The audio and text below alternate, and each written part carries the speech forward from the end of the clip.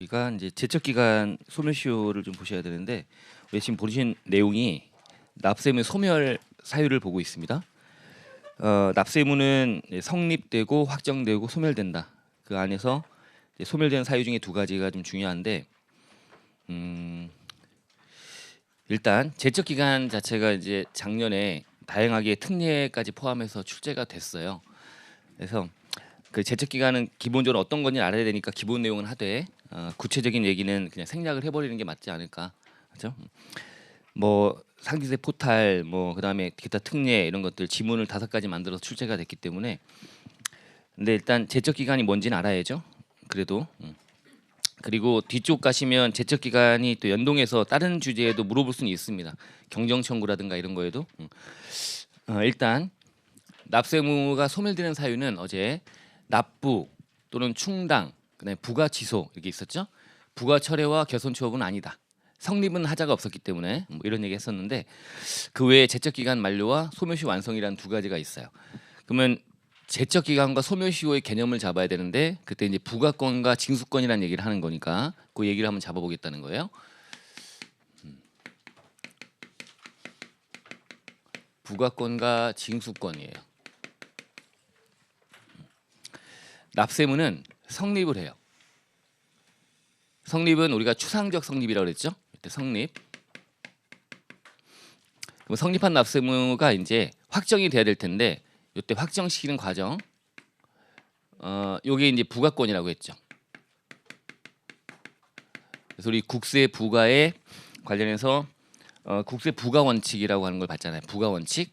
그래서 부가라고 하는 건 사실은 과세관청과 납세자가 둘 다 지켜야 되는 원칙이다.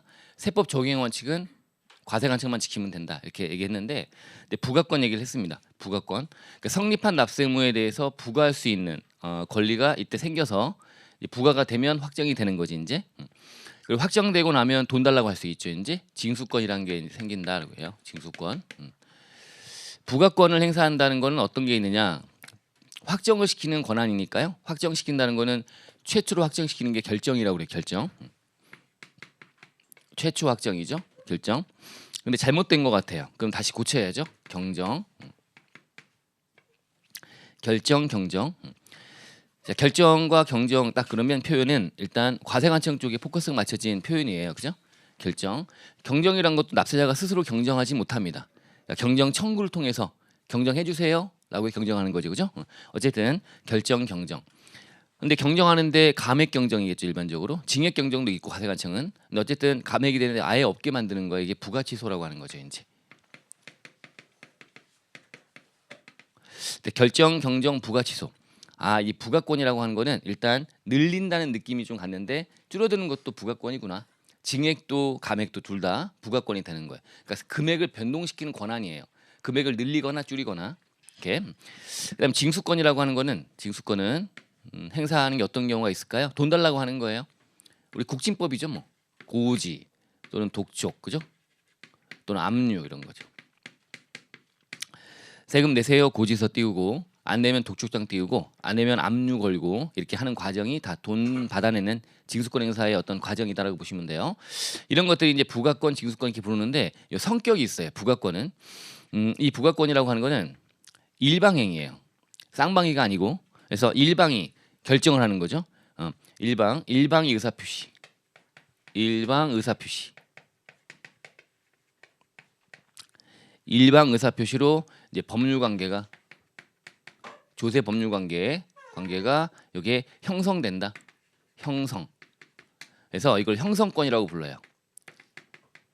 이런 것도 말지문에 나오더라고요. 형성권. 한쪽이 그냥 결정해 버리면 되고 한쪽이 경정하면 되고 한쪽이라는 얘기는 거의 뭐 과세관청이겠네요. 그죠? 경정한다. 상대방이 뭔가 동의를 해야 되거나 상대방이 뭔가 이행을 해야 뭐 이런 거 아니에요. 그냥 일방의 의사표시로 법률관계가 만들어진다라고 보시면 돼요. 그냥 과세관청이 부과를 하면 되죠. 또 부가 취소하거나 이렇게 등등. 이게 형성권이다. 일방이 뭔가 하게 되면 그게 법률관계가 만들어져 버린다. 형성된다. 형성권이라고 하고요. 얘는 이제 상대방이 필요하죠. 상대방이 이행해 돈 달라고 하는 거니까. 상대방이 이행하지 않으면 이걸 계속 청구할 수 있죠. 계속 청구한다. 요게 청구권이라고 하죠. 청구권. 그러니까 청구권. 얘는 형성권, 얘는 청구권. 상대방이 세금을 내야 돼요. 안 내면 계속 돈 달라고 할 수 있는 거죠, 그죠? 한다. 이게 이제 그런 성격을 좀 갖고 있고요. 자, 그래서 일방의 의사표시로 형성하는 이 부가권이라고 하는 거는 유효기한을 만들어놨어요. 이 형성권을 천년만년 둘 수는 없다는 거지. 과세관청아 빨리빨리 움직여서 법률관계를 조속히 매듭지어라. 더 이상의 법률관계를 형성할 수 있는 권한을 없애겠다. 더 이상 못한다. 유효기한을 만들 거야. 유효기한. 그게 이제 제척기간이라는 거예요. 제척기간. 그래서 얘는 제척기간이 필요하다. 그래서 부가권 제척기간 이렇게 불러요. 부가권의 제척기간. 이 제척기간의 의미가 뭐라고요? 이게 권리의 유효기간, 그죠? 권리 행사 가능 기간, 권리 유효기간으로 보시면 돼요. 끝나버리면 더 이상 못하는 거죠, 이제. 유효기간으로 보시면 된다. 권리 행사 가능 기간, 유효기간. 근데 이제 청구권은요, 요 징수권은 소멸시효가 나오게 돼요. 소멸시효. 얘는 유효기간을 만들면 안 돼요. 유효기간이 아니라 얘는 계속 돈 달라고 해야 되겠죠. 그죠? 세금은 천년만년 계속 달라고 하는 게 맞아요. 근데 얘는 이제 반대로 권리 행사를 안 하고 있으면 불행사 상태가 이어지고 있으면 그 불행사 상태를 믿고 이제 계속 그 불행사 상태고 유지가 되고 있는 거를 이제 납세자 입장에서는 그걸 그냥 받아들이고 쭉 있는데 그게 뭐 이른바 관성의 법칙이라고 하나? 그래서 불행사 상태로 쭉 이어지면 그게 그대로 매듭지어져 버리는 거지 이제. 일정 기간 동안 행사하지 않으면 행사를 안 하고 있으면 그래서 얘는 소멸시효란 건 뭐냐면 권리 불행사 기간이에요. 권리 행사 안 하고 있는 불행사 행사하지 않고 있는 요 기간이 이제 소멸시효. 요게 이제 일정 기간 동안 행사하지 않은 상태로 딱 지나버리면 그러면 그게 그대로 유지가 돼 버리는 거지 이제. 행사하지 않은 상태로 끝나버리는 거다 이거죠. 이게 소멸시효다라고 보시면 돼요. 얘는 유효기간이 아닙니다. 얘는 찾아내는 유효기간이고요. 그러니까 부가라고 하는 건 찾아내 갖고 이제 유효기간 내에 찾아야 되는 거야. 이 기간 지나버리면 더 이상 못 찾는다 이런 개념이 되는 거고 얘는 권리를 행사하지 않고 있는 기간이 즉 게으르게 행사하지 않고 있는 기간이 일정 기간 채우면 더 이상은 이제 징수권 행사를 못한다 이렇게 되는 거다. 약간 성격이 다르네요. 그럼 제척 기간 자체 안에는 이제 찾아낸 유효 기간이니까 뭐 찾기 어려운 정도, 쉬운 정도에 따라서 차등해 갖고 이제 막 다양하게 만들고 있죠, 그죠? 5년, 7년, 10년 등등. 그래서 얘는 5년, 뭐 7년, 뭐 10년, 뭐 이렇게 15년, 뭐 이렇게 다양하게 등등 이제 만들어지고 있고 정말 찾기 어렵기 때문에 알았다면 1년간 매기겠다 이런 것도 있고 또 특례도 있고 막 등등 특례 제척 기간. 또 예외 제척 기간 뭐 등등 다양하게 막 내용이 존재한다 이거죠. 근데 소멸시효는 뭐 다양하게 만들 필요 없죠. 그냥 권리 행사 안 하고 있는 기간이 일정 기간 채우면 되는 거니까 얘는 찾아내야 되는 거예요. 일방이 과세관청이 납세자의 어떤 숨긴 걸 찾아내 가지고요. 너 세금 얼마 내라라고 이제 부과하는 거니까 얘는 유효 기간을 만들었고 그 유효 기간은 찾기 어려우면 일반적으로 5년인데 신고 안 한 거야. 신고 안 했으면 찾기 어려울 거 아닙니까? 이제 무신고니까 더 좀 힘들 거다. 7년. 길을 쓰고 이걸 숨기려고 막 사기나 부정행위로 막 포탈한 거야. 그러면 찾기 더 어려우니까 10년 이런 식으로. 그래서 다양하게 만들고 있지만 얘는 찾아낸 세금을 돈 달라고 하는 권한 행사를 계속 하면 되는데 안 하고 있는 기간이 채우면 그 안 하고 있는 기간에 대해서는 차등을 둘 필요 없죠. 그래서 얘는 그냥 5년이다라고 합니다. 5년. 자, 그런데 5년으로 쭉 갔었는데 이게 몇 년 전에 이제 개정을 해갖고 좀 길게 가자. 5억이 넘어가는 국세는 10년 가자라고 해서 10년으로 돼 있다고 보시면 돼요. 5년, 10년 이렇게만 적용한다고 보시면 됩니다. 근데 이제 권리 불행사 상태가 이어지는 기간은 자 이게 일단 권리 불행사 상태가 쭉 이어져 가다가 과세관청이 돈 내라고 딱 하는 순간 어떻게 돼요? 불행사 상태가 깨져 버리는 거지 이제. 그러면 이제 다시 또 시작해야 돼요. 불행 상태가 또 시작해야 돼요. 이게 중단이라는 제도가 있고 그 다음에 권리 행사를 게을러서 안 하고 있는 것이 아니라 과세관청이 봐주고 있는 거예요. 봐주고 있는 기간 동안은 이거는 그냥 멈춰 있어야지. 불행사 상태가 아니라 그건 봐주고 있으니까 정지라는 거죠 이제. 그래서 얘는 중요한 게 중단과 정지라는 거죠. 이제 중단이 있고 정지가 있고 이런 것들을 좀 보시면 된다. 자, 어쨌든 이 부가권이라는 것과 징수권이라는 것이 이제 이렇게 제척 기간과 소멸시효를 만들고 있다고 했는데 제척 기간 자체가 만료가 된 거야. 제척 기간이 만료가 됐대요. 만료가 돼 버리면 납세무는 소멸하는 겁니다. 제척기간 만료되면 이걸로써 납세무 소멸. 아셨죠? 소멸. 얘도 이제 소멸시효가 일정 기간 동안 행사하지 않으면 그러면 그게 끝나버린다. 징수권도 없어져 버린다라고 하는 거지 이제. 그래서 요거는 이제 소멸시효라고 부르죠. 소멸시효. 저 소멸시효라고 했고 소멸시효가 완성된다 그래 완성. 5년 등을 채우면 완성된다 그래 완성. 그러니까 불행사 상태로 일정 기간 채워버리면 그죠? 그러면 납세의무는 소멸한다 이거죠. 이때도 납세의무는 소멸한다 이거죠. 완성되면 소멸한다. 납세의무는 소멸한다. 둘 다 소멸하는 사유네요. 제척기한 만료와 소멸시 완성이 소멸하는 사유에 들어가 있고 그 내용을 이제 보겠다고 이제 해서 기본 개요적인 얘기를 지금 하고 있는 거 아닙니까? 자, 제척기한 만료가 돼버리면 소멸하는데 이 소멸이 약간 다르죠. 이 소멸은 아직 확정이 되지 않은 상태로 소멸돼 버리는 거잖아요. 그죠? 그러니까 얘는 확정되지 않은 상태로 소멸하고 더 이상은 부과할 수 없어요. 앞으로 부과할 수 없어요라고 하면 돼요. 그래서 이 소멸 이거는 장래효가 있다 그래. 장래효. 이 소멸이 장래효. 장래를 향해서 효력이 있다. 장래효. 만료되면 더 이상 납세의무는 소멸된 거니까 부과할 수 없어. 얘는 부과가 된 상태예요. 됐는데 돈 달라고 하는 행사를 일정이 안 했기 때문에 이게 완성이 돼 버리면 그럼 얘는 납세의무가 소멸되는 건데 확정은 된 상태이기 때문에 세금이라는 건 국가의 채권이 생긴 상태 아니까 채권은 생겼는데 이게 없어져 버린다 이거죠. 그럼 이제 어떻게 해야 돼? 확정은 된 상태인데 확정된 상태로 얘가 안 내고 있으면 계속 가산세가 붙고 여러 가지들이 막 달라붙은 상태일 거예요. 그럼 납세의무만 소멸된다고 하면 안 되고요. 그 전으로 가서 싹 있던 거 다 없애야 되는 거지 이제. 얘는 소구표라고 불러요. 그래서 소멸시효 완성은 소구표가 있다. 소구표. 얘는 장래요. 얘는 소구표. 이렇게 보시면 됩니다. 이런 것들이 다 지문에 들어갈 수가 있습니다. 뭐 제척기한 나왔으니까 뭐 그렇지만 이 두 가지를 비교해서 뭐 요거 하면서 얘가 언급이 될 수도 있고요. 소멸시효 나올 수가 있죠, 그죠? 제척기한 자체도 이제 뭐 모르죠. 이렇게 해서 납세의무 소멸 사유 중에 뭐 타당하지 않은 것은 한다든가 소멸 사유에 대한 설명을 옳지 않은 것은 한다든가 하면서 같이 묶어서 나올 수 있기 때문에 그래서 기본은 해놓자. 그리고 좀 이따 뭐 기산일 같은 거라든가 이런 것들은 같이 언급이 될 수 있으니까 지문에 들어갈 수 있으니까 그런 건 반원차. 그래서 그렇게 한번 정리해 볼게요. 일단 이렇게 부가권과 징수권에 대한 개념을 잡고 제척기간과 소멸 그런 거구나. 그래서 이렇게 전반적인 내용을 알고 넘어가시면 됩니다. 자 일단 그러면 제척기간이라고 하는 게 쭉 이제 교재 4페이지 하단부터 제척기간 만료하면서 쭉 나오는데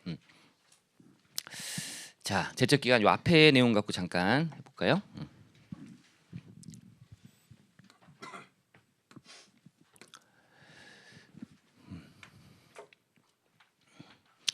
자 제척기간은 일단 부가권에 관련된 얘기잖아요. 부가권을 더 이상 행사할 수 없다 이거죠. 제척기간 경과한 만료된 후에는 뭐 취지는 뭐 읽어보시면 되고요.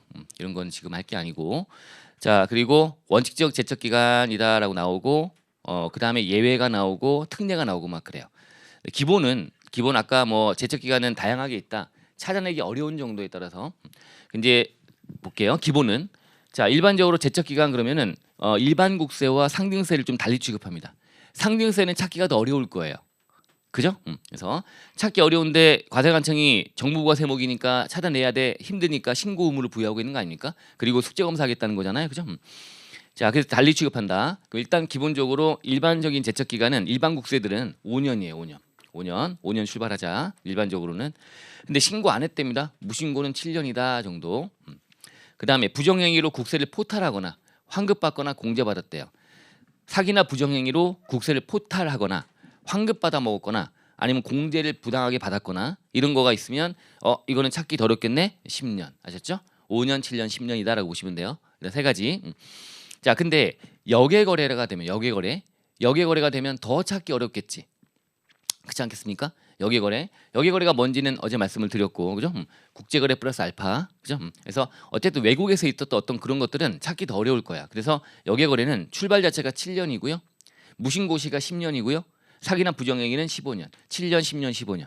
아셨죠? 이렇게 이런 건 기본이다. 기본 5년, 7년, 10년, 역외거래는 7년, 10년, 15년 이렇게 한다. 여기다가 이제 4번 하나가 들어와 있고 예외적인 내용이 있고 막 그렇네요. 자, 그럼 여기서 이제 하나. 가산세 쪽인데 가산세 여러분들 우리 부가세 공부할 때 봤던 가산세 면세사업자는 가산세 쪽이 어디에 들어가 있어요? 소득세 쪽에 들어가 있고 이런 거 계산서 관련된 거 이런 것들이에요. 그래서 이 법소부 쪽에 관련된 어떤 생계한서 쪽 가산세가 부가세가 긴간이고 소득세법 넘어가 있고 뭐 등등 그런데 이게 미발급했거나 가공 발급했거나 좀 센 거 있잖아요. 미발급 등 2%짜리 가공이면 4%짜리 개정돼서 2% 4% 이런 것들에 대한 가산세인데 여기 규정이 들어와 있어요.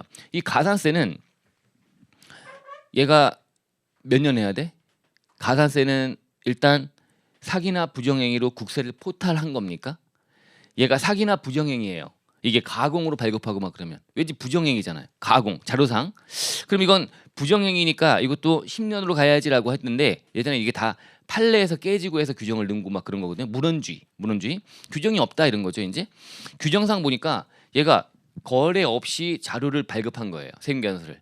그러면 가공 발급이니까 가산세 4% 때리고 지금 그래야 되는데 가공 발급하면 국세를 포탈한 겁니까? 더 내는 거 아니야? 그죠? 가공 발급한 거래도 없이 발급을 한 거니까 더 내는 거예요. 부당하게 포탈한 게 없다는 거예요. 그래서 얘가 항변하는 거죠. 우리는 포탈한 게 없다. 왜 우리가 이게 일반적으로 무신고든 이거 되면 5년 실련단 8년 만에 그랬는데 응? 이거 지났다. 과세관청에서는 이건 사기 행위 아니 사기니까 10년이니까 8년이면 아직 남았다. 8년 만에 찾아냈으면 이게 다툼이 생기고 막 그랬어요. 그래서 그 과정에서 규정을 넣어버린 거지 이제. 규정 문헌대로 하게 되면 이게 없으면 안 돼요. 그죠? 없으면 사기나 부정행위로 포탈한 게 없기 때문에 얘가 10년짜리가 안 된다. 그래서 10년짜리 넣어버린 거, 만들어버린 거예요. 이것도 같이 만든 거다. 이렇게 가산세. 얘는 포탈한 게 없다 하더라도 부정행위로 인한 그 기인한 가산세 부분, 이게 미발급이나 가공발급 등등 이게 센 것들이에요. 이런 것들. 소득세 가시면 계산서 관련된 거 나와 있는데 계산서 관련된 게 뭐 4%짜리가 그쪽은 없어요. 계산서 쪽은 그냥 2%가 제일 센 걸로 돼 있고 막 그래요. 옛날부터. 어쨌든 그런 건 중요한 게 아니고 이쪽 느낌만 가지면 돼요. 얘는 이제 10년이다라고 하는 걸로 돼 있다. 요거 하나가 있고요. 자, 그다음에 상증세로 가시면 상증세는 이제 기본이 10년이에요, 무조건. 10년은 기본이고요. 거기다가 얹어가지고 약간만 틀어지면 무신고라든가 아니면 사기나 부정행위, 거짓 신고, 누락 신고 뭔가 잘못돼 버리면 다 15년. 아 원래부터 길구나. 제적 기간 자체가 상증세가 길구나 아셨죠? 느낌 10년 15년 아셨죠? 10년 15년 요거 이제 기본적인 얘기로 이제 가져가시면 되고요. 여기 얹어진 얘기들이 이제 예외적인 제적 기간, 특례 제적 기간만 나오는 거예요, 그죠? 그래서 그냥 간단하게만 잡자, 간단하게만. 자 부정행위로 법인세를 포탈했대요. 법인세를 포탈했대요. 그래서 법인세 포탈을 잡아낸 거야. 그럼 얘 몇 년이에요? 사기나 부정행위로 법인세를 포탈했다면 10년. 그래서 법인세 포탈한 걸 찾아서 송금 산입하고 귀속자를 못 밝힌대. 그래서 상해 처분하는 거야.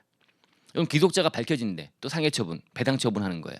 그걸 인정과세라고 하는데 이때 법인세 포탈이 있을 때 그놈에 대한 인정소득, 상해 처분, 배당 처분한 거, 요놈에 대한 게 과거에 문헌이 없었구나, 또 다툼이 있었구나, 넣어버린 거다. 얘는 법인세를 포탈한 거지 그에 따른 상해 처분, 배당 처분까지 포탈하는 의도는 없었다라고 보니까 이거는 10년 아니다라고 대법원 판례가 나온 거예요, 과거에. 그래서 규정을 넣어버리면 되지 이제. 그러면 법인세 포탈에 기인한 인정소득도 역시 10년이고 여기에 그린 15년이다.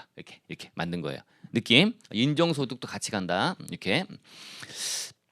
요거는 우리가 알 수 있는데 이월결손금 공제. 이월결손금 공제 우리가 증빙, 장부 보존 의무라고 하는 거 할 때 설명을 드렸어요. 그죠? 보칙에서 장부 보존 의무라고 하는 거. 장부 보존 의무가 원래 5년인데 요게 이월결손금 공제를 받는다든가 2월 세액공제를 받는다. 기간이 다 긴 것들 10년, 15년 되고 막 그러니까 얘는 이거는 그 2월 결손 공제를 받는 그 해당 과세기한 법정 신고 기한 경과 후 1년간은 추가로 장부를 보존할 것. 그래서 장부를 받네요. 보존했으니까. 그죠? 장부를 보존하고 했으니까. 그래서 장부 보존한 걸 가지고 얘가 한 12년 전 거. 지금 이제 15년이니까 아니면 10년, 뭐 8년 전 거, 9년 전 거 이런 것들을 봤어요. 장부가 있으니까 봤는데 잘못된 거야. 이게 이월결손이 잘못된 거예요. 그럼 이번에 공제받는 게 잘못된 거잖아. 그러면 과거로 가서 그 이월결손 발생한 연도께 잘못된 거니까 걔를 다시 뭘 해야 돼? 과세관청에서 그거를 다시 바꿔서 경정을 해야 되는 거야. 경정도 부가권이에요. 제적 기한 자체가 지나버렸다. 못한다는 문제가 발생하죠. 그죠? 이런 문제 똑같이 연동되는 거예요. 그러니까 지금 과거에 오래전 거 한 8년 9년 전 거를 가지고 와서 이월결손 공제를 올해 받아 먹었대요. 스토리 올해 받아 먹었대. 그 올해 받아서 신고 들어가니까 세무공무원은 이게 9년 전 거 이월결손 받아 먹었네. 아 그때로 가서 한번 올바른 건가 한번 봐야 되겠다라고 증빙 장부 갖고 오세요. 그랬더니 불태웠다. 그럼 안 되니까 그럼 장부는 보존 의무는 원래 5년이지만 이때 법정 신고 기한 경과 후 1년간은 추가로 장부를 보존할 것. 그래서 장부를 갖고 오게 만들었어요. 이제 그럼 장부를 보고 이월결손금이 5억이다 공제받았는데 5억인데 이걸 확인해 보고 싶은 거야. 그래서 확인을 해봤어. 장부가 있으니까 이제 확인해봤더니 5억이 아니고 3억인 거야. 이월결손금이 잘못된 걸 발견했어요. 그러면 그때로 가서 5억이 아니고 3억이라는 걸로 경정하는 것도 역시 제적 기간이 살아 있어야 되거든요. 근데 제적 기간이 원래 그 연도가 신고됐다면 5년이잖아. 무신고는 7년이고 이미 지나버렸네요. 못하잖아. 그러면 장부만 들여다보고 일만 했지 이거를 못 고치는 거야. 그때도 가서 고쳐서 경정을 해야 되는데 이게 제척기한이 살아있어야 된다. 연장해 준 거지 이제. 그때는 또 역시 똑같이 1년이에요. 그거. 이율격성금 등을 공제받은 해당 과세기한의 법정 신고기한 경과 후 1년간은 추가로 보존하고 추가로 제척기간 연장되는 거다. 그 의미로 이해하시면 됩니다. 하셨죠? 됐다. 1년은 그 의미다. 여기 있네요. 이거를 공제한 해당 과세기한 법정 신고기한으로부터 1년간 장부 보관기간 연장과 더불어서 같이 맞춰놨다라고 보시면 돼요. 그죠? 필요하겠지. 자, 그다음에 세 번째 거는 요것도 나와요. 세액공제. 그때 같이 말씀드렸죠. 세액공제. 그래서 2월 세액공제. 이것도 이제 5년짜리건 10년짜리가 많아지다 보니까 그런 똑같은 문제가 있네라고 해서 역시 이것도 마찬가지고 2월 세액공제. 이런 것도 1년. 그러니까 과거에 2월 돼 넘어온 결손금, 2월 된 세액공제 등을 지금 와서 그때 거로 가서 확인해 보고 싶은 거야. 지금 공제 받아 먹으니까 그게 진짜 맞았는지를. 그죠? 장부도 보존하라고 하고 있고 그다음에 추가로 제척 기간도 연장해 줘야 장부를 봤다면 고쳐야 되는데 고치는 권한이 제척 기간. 그것도 연장을 해 줘야지만 같이 고칠 수가 있죠. 보기만 하면 뭐 합니까? 고쳐야지. 그죠? 제척 기간. 그러니까 제척 기간 다 부가권, 과세관청이 뭔가 할 수 있는 권한 행사의 유효 기간이 남아 있냐? 유효 기간. 자, 부담보증여래요. 부담보증여. 부담보증여가 뭔지는 알죠? 부담보증여. 아버지가 나한테 10억짜리 건물을 주시면서 4억만큼의 빚도 갚아라라고 했다면 그게 부담보증여인 거야. 그죠? 부담보증여.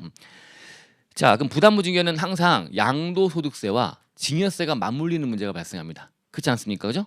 맞물리는 문제야. 근데 이게 제척기한 자체가 달라. 그래버리면 이게 문제가 발생하는 거예요. 그죠? 왜냐? 자, 지금 여기 갑이 있는데 아버지래요. 갑이 있고 여기 을이야. 갑이 아버지가 아들에게 이제 이렇게 해서 뭐 건물 하나 요거를 이제 증여한대요. 자, 그래서 건물 하나 증여하는데 이게 10억짜리 건물이래요. 10억짜리 증여한대요. 자, 그런데 이거를 이제 신고한 거지. 이거는 단순 증여입니다. 부담부 증여가 아닙니다. 그냥 통째로 10억짜리 건물 아들에게 준 겁니다. 라고 단순 증여로 해서 이걸로 해서 이제 결정까지 된 거야. 정부부가 세목이니까 과세관청에서 결정해야죠. 그죠? 정부가 세목이니까 신고도 하고 그다음에 결정하고 3개월내 신고하고 6개월내 결정하고. 그죠? 증여세니까. 증여세는 언제 성립하고요? 증여재산을 취득하는 때. 그죠? 취득하는 때. 자, 됐어요. 그러면 이때 결정이 됐습니다. 그랬는데 나중에 시간 지나갔고요. 이제 이게 부담부 증여라는 거야. 그래서 을 입장에서 아니 저는 아버지한테 10억짜리 받았는데 아버지의 빚 4억만큼은 제가 떠안았습니다. 그래서 이건 부담부 증여입니다라고 주장을 하는 거예요. 봤더니 그게 맞아. 부담부 증여. 그러면 얘가 뭘 하겠어요? 이제 경정 청구하겠지. 이제 을 입장에서 부담부 증여가 맞다면 그러면 얘는 플러스 이게 뭘로 바뀌냐면 이제 4억만큼의 채무가 있다 이거죠. 그럼 4억만큼 채무다. 그러면 을은 얼마만큼 증여받은 게 되는 거예요? 6억. 그죠? 6억. 그래도 대신에 갑은 뭐가 돼야 돼 이제? 양도세 부담을 지게 되는 거예요. 그래서 여기 한 8년쯤 있다가 8년 만에 을이 이제 경정 청구하고 등등해서 얘를 이제 4억만큼 뺍니다. 그래서 얘가 증여세를 이제 경정 청구해서 증여세가 이제 감액되는 거 감액. 4억만큼 빼야죠. 마이너스 채무니까. 그래서 감액 경정을 되네요. 그래서 과세관청에서는 을한테 감액을 해줘야 돼요. 얘 감액 경정하고 하는 부가권 행사는 증여세는 원래 기본적으로 10년이고요. 그죠? 틀어지면 15년이고 10년이니까 8년이면 뭐 여유가 있죠. 그죠? 얘는 했어. 그리고 나서 이제 과세관청은 뭘 할까 이제. 야, 얘가 감액이 됐으면 덩달아 얘한테는 뭘 매겨야 돼요? 양도소득세를 매겨야 되는 거야. 양도세를 부과해야 되는 거지. 이것도 부과도 제척기간 있어야 되는 거야. 부가권 제척기간. 그럼 얘는 8년 만에 그랬으니까 얘는 무신고로 봐도 몇 년이야 이제. 물론 그러니까 사기나 부정행위가 수반되면 10년이겠지만 얘는 일반국세니까 상징세는 길지만 짧잖아요. 얘는 무신고로 봐도 7년이에요. 7년인데 지나버렸잖아. 8년 만에 그랬으면. 얘는 못 매기는 문제가 발생하는 거야. 이 부담부 증여는 항상 세트예요.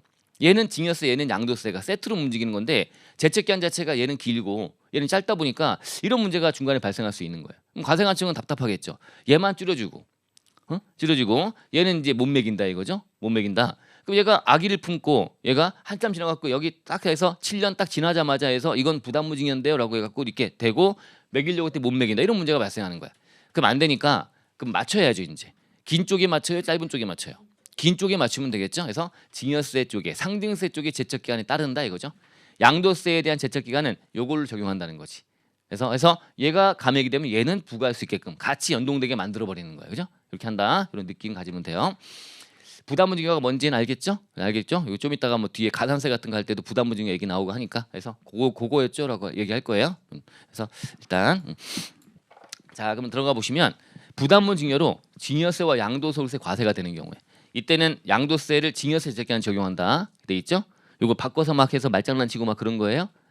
양도세로 맞춘다면 틀린 거야. 증여세로 맞추는 거야. 양도소득 제척 기간을 증여세 제척 기간 적용한다 이렇게 되는 거지 이제. 증여세 제척 기간을 양도소득세에 제척 기간 적용한다면 틀린 겁니다. 반대로 헷갈리면 안 돼요. 아셨죠? 그래서 긴 쪽에 맞추고 있다라고 보시면 됩니다. 자 여기 예외적인 제척 기간이라고 보시면 됩니다. 이런 게 있구나 이제. 자 그냥 편하게 들으면 좋겠다고 했는데 뭐 하다 보니까 또 막 설명이 들어가는데 자 요거는 이 사유 같은 거 보지 마. 사유는 그냥 상증세 쪽이야. 상증세. 근데 상증세가 포탈이 있대. 왠지 느낌이 안 좋아. 상증세인데 포탈이 있대요. 포탈이 있으면 그럼 얘는 평생 따라다녀. 평생. 이게 평생 제척 기간. 그럼 얘는 상증세 자체는 원래부터가 제척 기간은 길어요. 어렵기 때문에 찾기 어려우니까 10년, 15년. 긴데다가 얘가 더 찾기 어려운가 봐. 안에 뭐 내 제3자로 막 넘겨놓고 막 이런 것들 나중에 알게 됐다 등등 하게 되면 이런 일이 있으면 알았다면 과세관청 1년 내 안 날부터 1년이 안 날부터 1년. 그 안 날이라는 게 언제인지 모르죠. 그냥 세무공원이 마음속에 있는 거 아닙니까? 알았다는 날이 그죠? 그러니까 이거는 계속 알았다면 1년이니까 평생 따라다닌다 이거죠. 계속 매길 수 있다. 이건 찾기 정말 어려우니까 그런 것들이 이제 상세 포탈에 대한 특례다라고 보시면 돼요. 아셨죠? 안 날부터 1년 내 할 수 있다. 자, 근데 이제 배제 사유가 있네. 배제 사유. 이거 하지 않겠대요. 배제 사유. 배제되는 사유는 상속세 같은 경우에는 비상속인은 사망해서 상속이 일어났고요. 그 외에 이제 상속인들이 다 사망한 거야.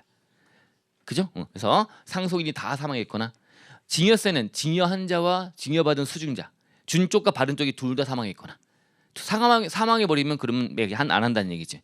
그래서 아까 제가 평생 제척 기간 죽음은 없어지는 거지 이제. 그죠? 죽음 없어진다. 그래서 증여자 및 수증자 둘 다. 상속세는 상속인이, 증여세는 증여자 수증자 둘 다 모두 사망했을 때 안 한다.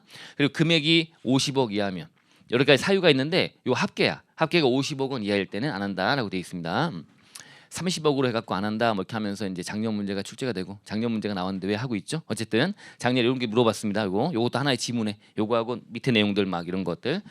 어쨌든 상증세 포탈에 이렇게 돼 있구나. 50억 원 이하인 경우 안 한다라고 되어 있습니다. 상증세는 이제 부유세입니다. 부유세.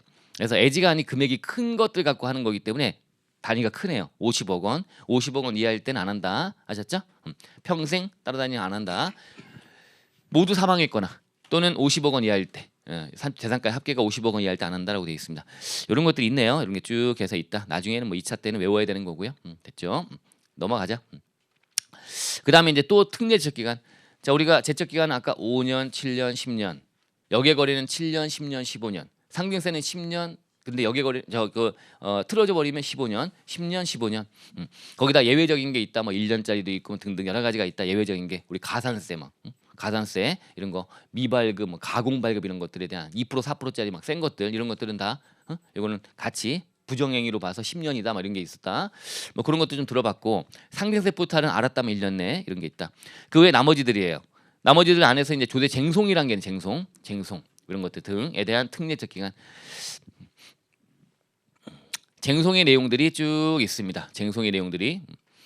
자, 쟁송은 우리가 장기간 걸리겠지. 시간이 많이 걸린다. 쟁송은 장기간 걸리다 보니까 쟁송의 결과 우리가 이겼어요. 여러분들이 쟁송했어요. 쟁송. 나는 억울해요. 나한테 세금 10억 때린 거 억울해요. 라고 해서 싸웠어요. 싸우는데 여러분들이 일단 싸우는데 뭘로 싸워야 돼? 먼저 국기법에 나와 있는 불복제도를 통해서 행정심판 전치주의. 그죠? 싸워야죠. 싸웠는데 졌어요. 지면 그 다음 어떻게 해야 돼요? 그러면 이제 행정소송 가요. 소송 갔다가 또 지면 고등법원 가요. 대법원까지 갔어요. 자, 먼저 우리 불복제도는 그래도 스피드 있게 진행합니다. 근데 소송 가게 되면 법원에 일이 많다 보니까 이게 자꾸 시간이 많이 걸립니다. 그래서 시간이 한참 걸려요. 한참 걸려가지고 결국은 대법원까지 가서 내가 이겼어요. 그럼 대법원에 가서 내가 이기면 대법원을 뭐라고 하냐면 이른바 이제 크게 따지면 재결청이라고 부르는 재결청. 그러니까 우리가 판사들은 판가름을 해주는 거지. 실질적으로 내가 이겼으면 내가 10억이 아니고 내가 5억이에요. 반토막.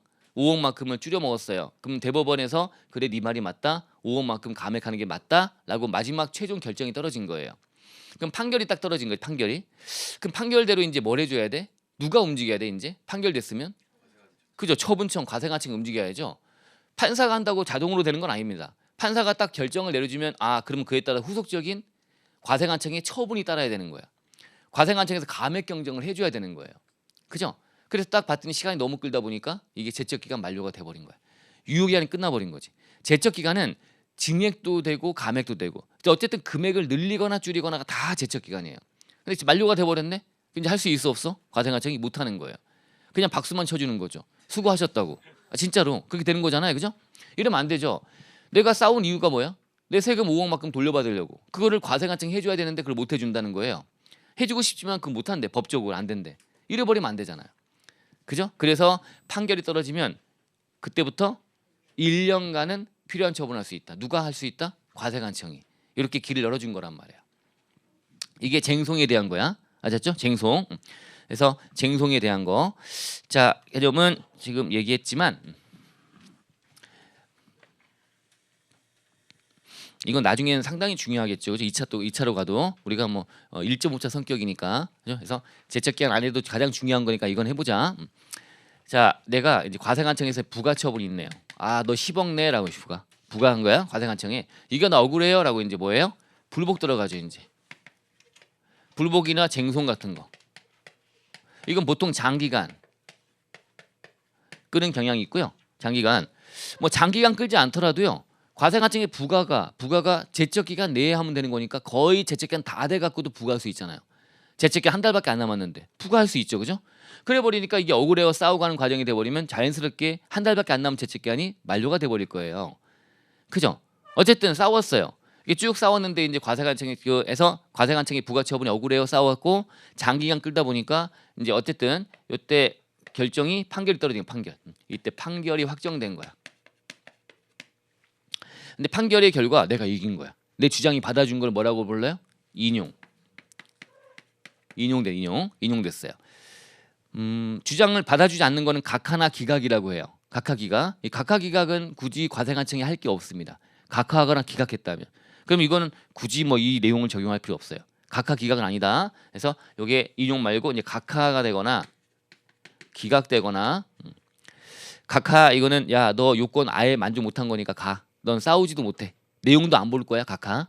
내용을 봤습니다. 봤는데 네 주장은 타당하지 않다야. 기각. 각하되거나 기각됐다는 얘기는 어쨌든 내 주장을 받아주지 않은 거야. 근데 이거면 안 돼요? 이게 아니다. 이건 아니어야 되고 인용 판결이야. 인용 판결 떨어졌어요. 인용 판결. 그럼 인용 판결 떨어졌으면 이제 어떻게 해야 돼? 인용대로 해서 이제 나한테 감액 경정 등을 해야 되는 거 아닙니까? 그죠? 그럼 인용된 대로 이제 뭔가 이어지려고 했더니 이 사이에 뭐가 돼 버렸다고요? 제척 기간이 만료돼 버렸다고요. 제척 기간이 만료가 돼 버린 거야. 그럼 더 이상 과세관청에서는 나한테 뭐라고 못 한다는 거야, 이제. 늘리거나 줄이거나 다 못 한다는 거야. 그럼 판결 떨어진 게 의미가 있냐는 거지, 이제.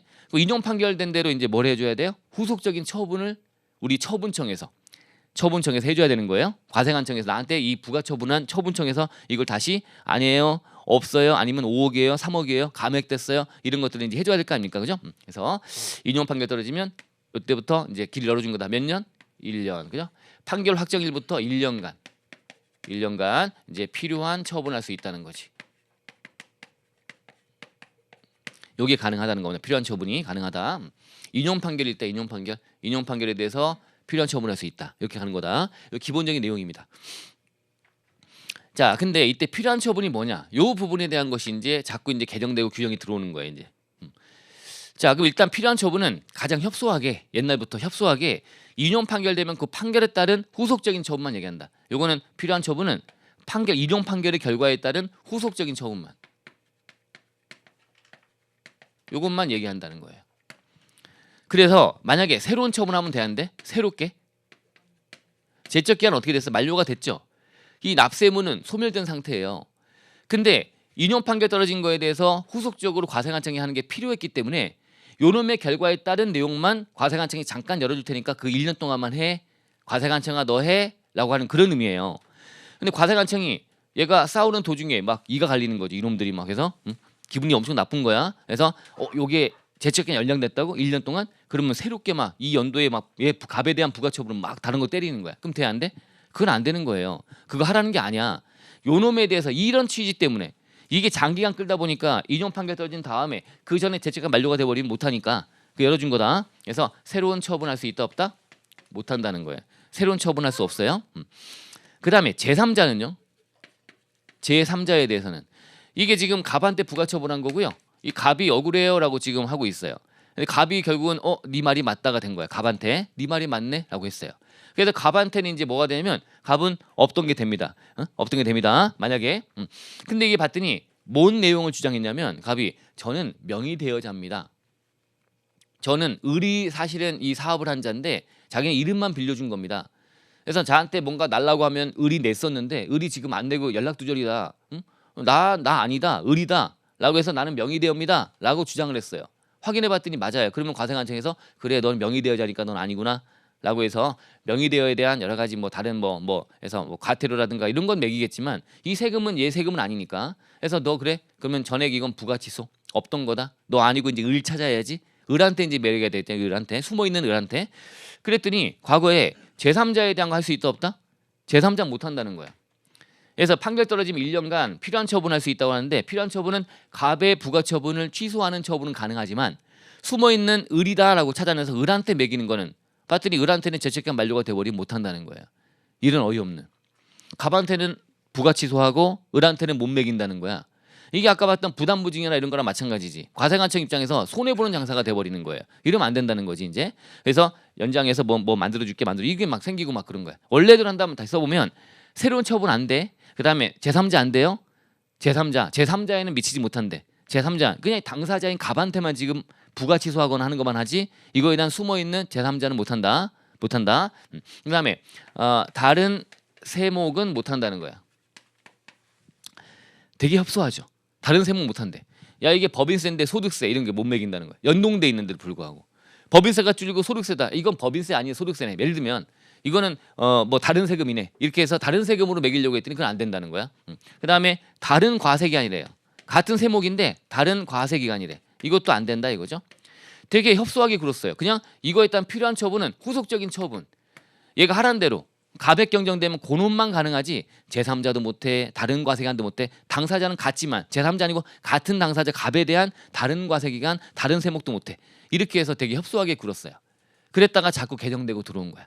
그래서 이런 것들이 더 확장해서 자 새로운 처분 못한다고 했는데 옛날부터 하자치유 얘가 어떤 하자가 있었던 거야. 그래서 이때 예전에 처음에 부가처분했던 게 고지서에 흠결이 있었던 거지. 절차적 보장 고지서에 송달의 하자 이런 거 송달의 하자는 뭐 당연히 안 되는 거지만 이 고지서의 자체에 약간 흠결이 있었다 이런 것들을 얘가 그래서 주장해 갖고 받아들여졌어요. 이 고지서의 내용이 기재사항 같은 게 필요적 기재사항이 잘못돼 있고 막 그러면 문제가 되는 건 맞거든요. 그래서 과세관청에서 우리 실수했네. 기재사항을 잘못 넣었으니까 다시 잘 넣어갖고 해야지라고 했더니 못한대요. 그럼 안 되잖아. 이런 정도는 가능하다는 거야. 새로운 처분 안 되는데 이거랑 생뚱맞게 새로운 처분이 아니라 그 원 처분의 하자를 치유하는 거는 그거는 새로운 처분을 보지 않겠다. 걔는 가능하다. 이건 참고. 자 됐고 제3자에 대한 거 못한다 등등 이런 게 있는데 이게 가능하다가 등장한 거야. 이런 것들이 있는 거예요. 느낌 아시겠죠? 이런 것들이다. 자 교재에 가보죠. 여기 앞에 가보죠. 교재에도 다 들어가 있고요. 우리 지금 하는 거는 6페이지입니다. 핵심 정리 내용의 6페이지에 그 위에 쟁송에 대한 판결 나와 있고 그리고 오른쪽 페이지 가시면 실질과세 적용이라고 보일 거예요. 상단에 이런 내용들이에요. 여기저기 있어요. 그게 쓸세에는 정리가 딱 돼 있습니다. 보세요. 자 일단 조대 쟁송에 대한 거야. 자 판결 떨어졌어요. 판결 떨어지면 언제까지 할 수 있다고요? 판결 확정일부터 1년 그죠? 1년간 필요한 처분할 수 있다. 1년간 까지 일단 됐고 자 그 다음에 쭉 가서 이제 아래쪽에 여기 있네 여기 자 새로운 처분 안 된답니다. 맞죠? 새로운 처분 안 된대. 근데 하자치유 정도는 가능하다라고 하는 거예요. 하자치유는 가능하다 하나. 그 다음에 제3자 된다 안 된다? 안 된다. 제3자는 안 된다고 돼 있지만 다음에 어느 하나는 가능하다고 규정이 들어왔어요. 계속 개정되면서 자 뭐는 가능할까요? 갑이 주장하는 거야. 나는 사업의 명의를 빌려준 겁니다. 숨어있는 건 을입니다. 라고 했어요. 그럼 사업 명의되어가 있다면 그 실질적인 그 사업을 경영한 자. 그러니까 누구니 찾아내서 할 수 있다 없다 이제? 할 수 있다. 그죠? 할 수 있다. 요거 실제 사업 경영자. 요거 하나 일단 기억 봤죠? 사업의 명의되어야. 그다음에 또 갑이 주장하는 거야. 이거는 재산에 붙는 세금인데 재산은 나는 내 명의만 빌려준 거야. 그건 내 거 아닙니다. 재산의 실질적인 소득 그 귀속되는 자는 따로 있습니다. 그래? 그럼 재산에 귀속되는 자한테 매길 수 있다 이거죠. 사업 명의되어 재산 명의되어. 그다음에 또 이제 세 번째 거는 국내 원천 소득이라고 하는 거는 이제 우리가 외국법이나 비거주자 같은 거 보시면 국내에서 원천되는 소득이 과세한다. 그래서 국내 와서 국내 소득 과세하죠. 비거주자 그러면 국내 소득만, 외국법인도 국내 원천만 이런 거야. 그 국내 원천되는 소득 그 얘기예요. 그놈의 실질적인 귀속자가 확인됐대요. 그러면 갑이 얘기하는 거죠. 이거는 비거주자 외국법인의 국내 원천 소득인데 이거는 나 아닙니다. 내게 아니고 누가 또 있습니다. 이것도 밝힌 거야. 그럼 그때도 실질귀속자 또는 원천인 의무자 등등 돼 있는 거예요. 뭐 요 구체적인 거 보지 말고요. 어쨌든 이렇게 해서 요런 세 가지가 제3자에 대한 가능하다고 들어와 있는 거다. 아셨죠? 하나. 그래서 이런 것들이 들어와 있다. 제3자 가능하네요. 새로운 처분 안 되는데 하자 치유 정도는 가능하다. 그 다음에 제3자 안 되는데 세 가지가 들어와 있다. 사업의 명의되어 재산 명의되어 국내 원천소득 실질 귀속자. 이렇게 느낌만 가지면 되지 이제 이런 것들이 들어왔다. 에다가 이제 다른 과세기간 다른 세목 안 된다며. 그게 이제 여기 그거는 이제 그 전에 먼저 들어왔고요. 여기 요거죠 이제. 요 판결 떨어지면 이래 확정된 결정 판결에 따른 연동된이란 키워드. 연동된 존엄과 연동된. 저 이거 2016년도 2018년도 2018년도치에 대한 세금을 지금 부과하셨는데 우리가 볼 때는 2018년도가 아니라 17년도입니다. 1년 전 겁니다. 그러면 당연히 대법원에서 판단해 보니까 귀속 시기라는 건 명확하지 않습니까? 아 그렇네 과세가증 실수했네. 이거는 1년 전 거네. 1년 전 거네. 그래서 이거는 그래 없는 걸로 칠게. 이렇게 해서 얘 주장을 받아준 거야. 그래서 이거는 그 연도가 아니고 전년도의 기속이니까 얘는 부과 취소하라 이렇게 된 거야. 그리고 과세관청은 이제 그렇군요. 그러면 다시 그 전년도 거니까 부과해야 되겠네요. 당연히 이 연도치도 제척기간 만료가 됐으면 그 전년도치는 더 전에 만료가 됐겠죠. 그럼 못 매기는 문제가 발생하는 거야. 그럼 웃기잖아. 그죠? 이거는 이 연도치가 아니고 전년도치입니다. 연동된 건데 그건 매길 수 있게 해야 되겠지. 그죠? 연동된 과세관건 가능하다. 또 연동된 세목도 가능하다는 거지 이제. 이렇게 들어온 거야. 다 연동된이라는 키워드를 가지고 와서 연동된 건 가능하다. 연동된 다른 세목, 연동된 다른 과세기간. 근데 연동된이 맞는데 연동된 다른 세목에 다른 과세하느냐? 그건 너무 오바다 이거죠. 그것도 해주고 싶긴 한데 그러면 그냥 한도 끝도 없다. 이거는 안 된다. 너무 과세권 남용이 된다라고 해서 원래대로 한다면 제척기간 만료가 된 거니까 그 법리는 거스를 수 없다. 근데 예외로 잠깐 동안 터주는 건데 연동된 건 가능하다고 하지만 연동된 다른 과세기간에 다른 세목까지는 안 된다. 그 연동된 다른 세목일 때는 같은 과세기간 한정하는 거고 연동된 다른 과세기간은 같은 세목에 한정하는 거야. 딱 그렇게만 딱 규정이 들어왔다. 여기 있죠?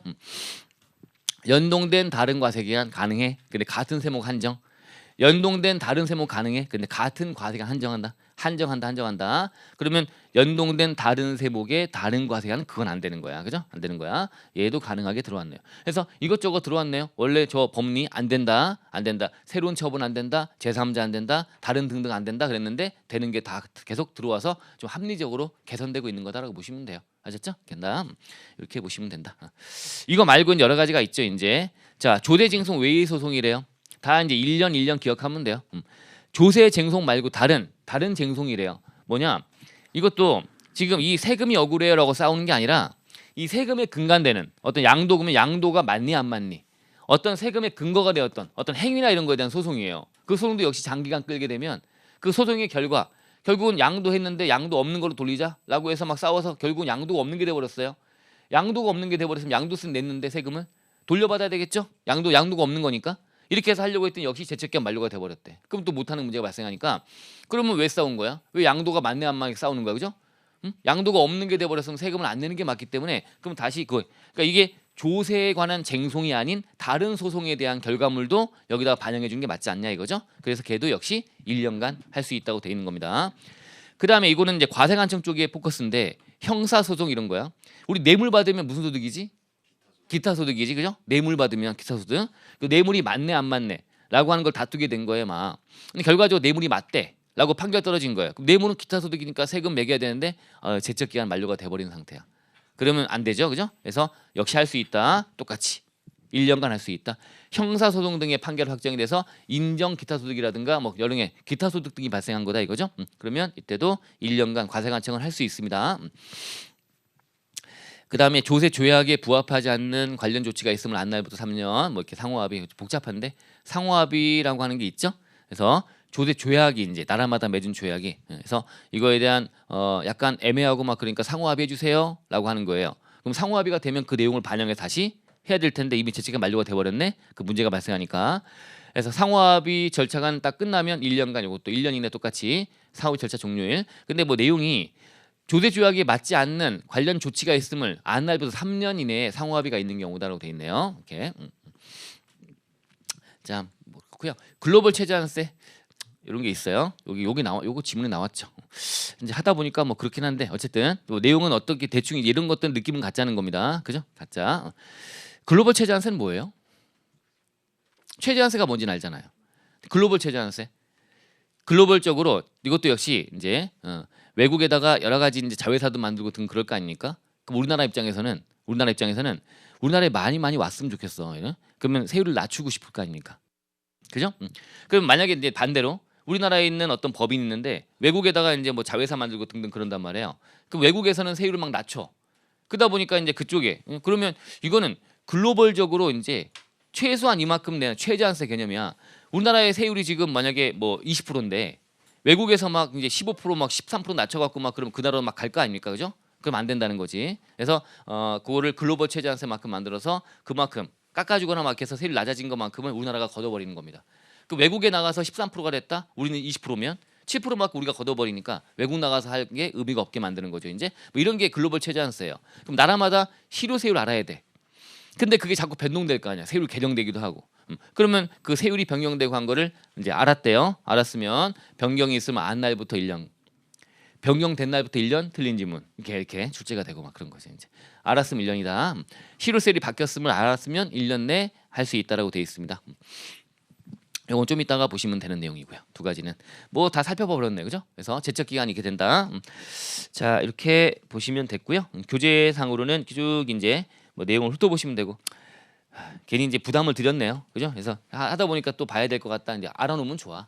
제적기가 너무나 중요한 거 이거는. 그래서 특히 요 내용에다가 살붙이고 하는 게 동사 때 할 거니까 어차피 그래서 일단 한 거 잘 가져가 보자라고 생각하시면서 좀 해놓으시면 돼요.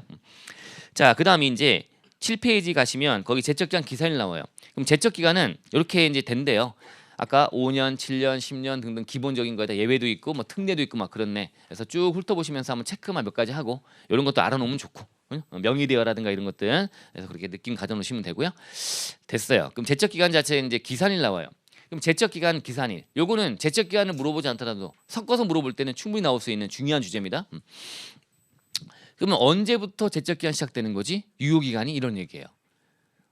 그러면 얘는 어렵지 않아. 지금 이게 제적기간의 기산일은 과세관청에서의 부가권의 유효기간 아닙니까? 부가권. 그 부가권을 행사할 수 있어야지 시작되는 거지. 유효기간이. 찾아내 이제 지금부터 찾는 거야? 이게 되는 거 아닙니까? 제적기간의 기산. 그러면 이제 뭐는 돼야 돼? 이제 일단 제적기간 부가권이란 거는 부가권은 성립된 납세의무에 대해서 부과할 수 있는 권한의 시작이니까 성립이 되면 그때부터 부과할 수 있는 거 아니겠습니까? 그죠? 근데 이제 부가권이란 거 자체가 확정시킨 권한인데 납세자한테 부가권을 준 경우 있잖아. 일단 우리가 다 대다수가 다 신고 납부 세목들. 그럼 뭐하래? 신고하래. 신고하면 신고로 확정이 된대요. 확정권을 줄게라고 했잖아요. 그러면 신고하라고 해서 확정권을 준 마당에 이거에 대해서 신고기한 지나기 전인데 과세관청에서 부과할래라면 돼야 안 돼요? 법인세 12월 말에 끝난 다음에 3월 말까지 신고하려고 하는데 한 2월 달쯤에 왔어요. 세무공무원들. 왜 오셨는데 그랬더니 세금을 부과하려고 왔다는 거예요. 저 아직 3월 달까지 신고할 기한 남았는데요. 내가 그냥 부과하겠대. 그러세요. 그러면 우리가 일 안 해도 되는 거니까 말이 안 되잖아요. 언제까지 기다려줘야 돼요? 기한을 줬으면 신고하라고. 그럼 그때까지 기다렸다가 그 다음 날부터 부과할 수 있는 거지. 그래서 다 신고하라는 의무를 부여하고 있는 신고하는 국세는 신고하는 것들은 바로 부과할 수 없습니다. 신고 기한의 이익을 줘야 되는 거니까 민법에 나오는 얘기야. 기한의 이익. 그래서 신고 기한까지는. 그러면 신고 의무가 아예 없는 국세. 신고 아예 안 하는 거 뭐 있어요? 인지세, 그죠? 그냥 과세 문서 그냥 작성하면 성립하고 자동 확정되고 막 이런 거 아닙니까, 그죠? 인지세는 바로 이제 성립하면 바로 부과할 수 있답니다. 인지세는. 그다음에 또 종부세, 신고 의무 없잖아요. 다만 이제 종부세가 나중에 이제 12월 1일부터 15일까지 신고하면 바뀐다라고 하지만 그냥 기본적으로 신고 의무는 없지 않습니까? 그건 선택사항으로 하는 거지 의무가 있는 건 아니잖아요, 그죠? 그래서 이 두 가지. 그래서 인지세와 종부세 두 개야. 얘는 그냥 성립하면 바로 그때부터 제척기간 자체가 기산된대요. 아셨죠? 제척기간 기산일, 그래서 성립일, 종부세와 인지세는. 근데 이제 나머지 신고하는 국세 여기 뭐로 들어가요? 상증세에서 상증세, 상속세, 증여세. 일단 상속세 아버님이 돌아가셨다. 그럼 그 달의 말일부터 몇 개월 내 신고한다고요? 달의 말일부터 6개월 내 신고하는 거야. 상속세는 6개월 내. 그럼 돌아가신 지 한 3개월쯤 돼갖고 이제 부가로 왔대요. 과세관청에서. 웃긴 거잖아요. 정부부가 세목은 맞지만 일단 신고를 6개월 내 하려면 기다려야지. 그러고 나서 숙제검사에서 그때 이제 결정하는 거지죠. 그래서 상속세도 증여세도 마찬가지야. 어쨌든 신고하는 국세. 이게 정부부가 세목을 구분하고 이런 게 아니야. 그냥 신고 뭐 있냐 없냐예요. 아셨죠? 신고하는 국세야. 정부부가 세목인 상증세 마찬가지야. 신고하는 국세는 다 신고 기한까지 기다렸다가 신고 기한 다음 날부터 이제 할 수 있어요. 기한의 이익을 보장하는 거지. 신고 기한 다음 날부터 부과할 수 있다. 하셨죠? 제척 기한 계산된다. 두 가지만 보시면 되죠, 뭐. 두 가지만. 그래서 종부세, 인지세는 성립일이고 나머지 신고하는 국세들은 다 기한의 이익 보장하려고 신고 기한 다음 날부터 부과할 수 있다. 아셨죠? 이 부가권이 아셨죠? 부가권이 제척 기간 자체가 기산되는 거, 권리가 시작되는 거, 부가 언제 할 수 있어? 성립하면. 아, 근데 신고하라고 했지 않니? 기다렸다가 그 다음 날부터 부과할 수 있다. 근데 더 중요한 거, 신고하는 국세인데, 자, 근데 소득세나 이런 것들, 예를 들면 중간연합 같은 거야. 미리미리 신고하는 것들. 중간연합, 그죠? 자, 그다음 예정 신고도 있고 이렇게 미리 예정 신고하거나 중간연합 같은 거 신고한단 말이에요. 이런 것들은 언제 계산하는 걸로 해야 돼? 얘도 신고하잖아요. 신고하는 국세인데 신고기한 다음 날이니까 중간연합 신고. 우리 법인세 그러면 중간연합 언제까지 해? 6월 말에 끝나는 중간연합 기간이면 그럼 8월 말까지. 그러면 9월 1일부터 할 수 있는 거예요? 9월 1일부터 부과할 수 있나? 중간연합인데 있어요. 부과할 수 있어요. 과세관청에서 와서 신고하라고 했고죠. 할 수 있긴 해. 그거 맞긴 맞아. 그런데 미리미리 신고하는 이런 것들은 그냥 일률적으로 그냥 정규 신고, 확정 신고 그때부터 시작하는 걸로. 그 신고 기한 다음 날부터. 그래서 이런 것들은 X야. 미리미리 신고하는 것들은 이거는 그냥 결정 그렇게 해놓은 거야. 그냥 받아들여야 되는 거야. 부담리에 보여도 이거는 그냥 뭐라고 하냐면 과세관청의 부가권이라는 어떤 부가 권리 이 권리를 더 길게 가져가주는 취지가 있는 거야. 과세관청의 부가권을 보호해 준대요. 아무래도. 그리고 또 뭐 미리미리 신고한 거나 이렇게 다양하게 복잡하게 만들지 마라. 이건 되게 중요한 문제니까. 제척기간 기산이 제척기간 만료가 되면 더 이상 못 매기는 납세 의무에 되게 중요한 걸 판단하는 거니까 획일적으로 판단해라. 획일적으로 판단해야지 막 다양하게 판단하면 안 된다는 거야. 그래서 그냥 미리미리 신고하는 건 다 제끼고 정규 신고, 확정 신고 기한 다음 날부터 시작하는 거 하자. 그러면 어쨌든 미리 하는 걸 말고 다음번에 있는 정규 신고 기한 끝나고 다음 날부터 시작하는 거니까 제척 기간이 더 길어지니까 과세관청에 국가의 부가권을 더 보호해 준다는 의미도 있고 획일적으로 판단하자. 그래서 어쨌든 결론적으로 미리미리 신고하는 이런 것들은 다 제척 기간 기산이 언제 된다고요? 확정 신고나 정규 신고 기한 다음 날부터 시작된다. 획일적으로 간다. 미리 하는 거는 이때 시작하는 거 아니다. 그래서 중간연합 신고나 이런 걸 포함 틀린 지문이에요. 기산일은 이제 신고기한 다음 날인데 요건 정규 신고 등을 말한다라고 보시면 됩니다. 아셨죠? 그래서 미리 하는 건 아니에요. 이렇게 돼 있다. 나머지 뭐 그런 게 있네요. 끝. 그다음에 이런 제척 기간이 만료가 됐대요. 제척 기간 만료되면 아까 만료되면 납세 의무는 소멸되는데 장래효가 있어, 소급효가 있어. 장래효가 있는 거예요. 장래. 더 이상 앞으로 매기지 못해요. 부과 못해요라고 하는 거예요. 장래효가 있다. 그다음에 납세자가 원용을 필요로 하지 않는데요.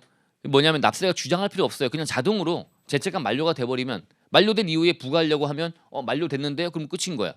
뭘 입증해봐 이런 거 없다 이거죠. 원용을 요하지 않는데요. 그다음에 납세자 스스로가 만료 이익을 스스로 포기할 수 있느냐? 과세관청에다가 세무공무원 보고 저는 만료된 이익을 포기할 테니까 저한테 때리세요. 부과하세요. 이게 돼야 안 돼요? 안 된다는 거야. 이게 가능하면 어떻게 될까요? 가능하면 과세관청에서 강박에 의해서 내가 부가권 지금 행사 못하고 끝나버리니까 벌점 먹게 생겼다. 내가 부과할 테니까 이번에 받아라. 안 받으면 내가 5년치 조사해버리겠다.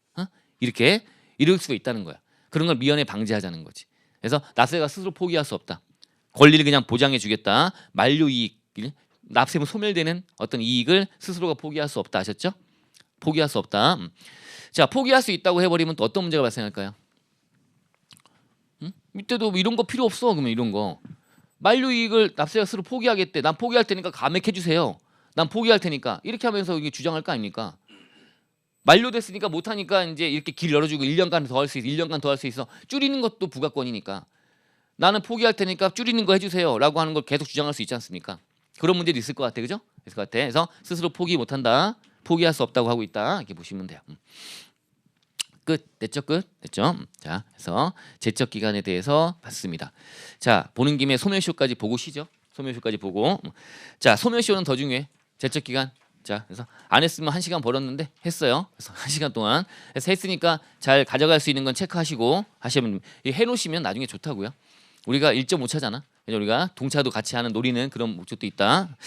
그래서 1차가 붙는 게 일단 중요하지만 여러분 붙을 거예요. 그래서 잘해서 자, 그러면 이제 소멸시효인데 우리 교재는 2-7페이지 하단 소멸시효.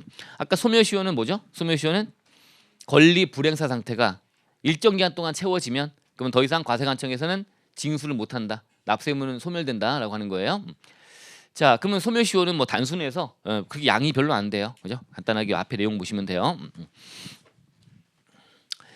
일단 소멸시효의 의미는 이해하셨으니까 제가 안 적을게요. 소멸시효는 일단 확정 납세의무에 대해서 징수권이니까 소멸시효는 확정된 납세의무에 대해서 징수권 행사를 일정 기간 동안 5년, 10년 등 동안 행사하지 않으면 즉 불행사 상태로 이어지게 되면 그게 완성이 되면 그러면 납세의무 소멸하는 제도를 말한다.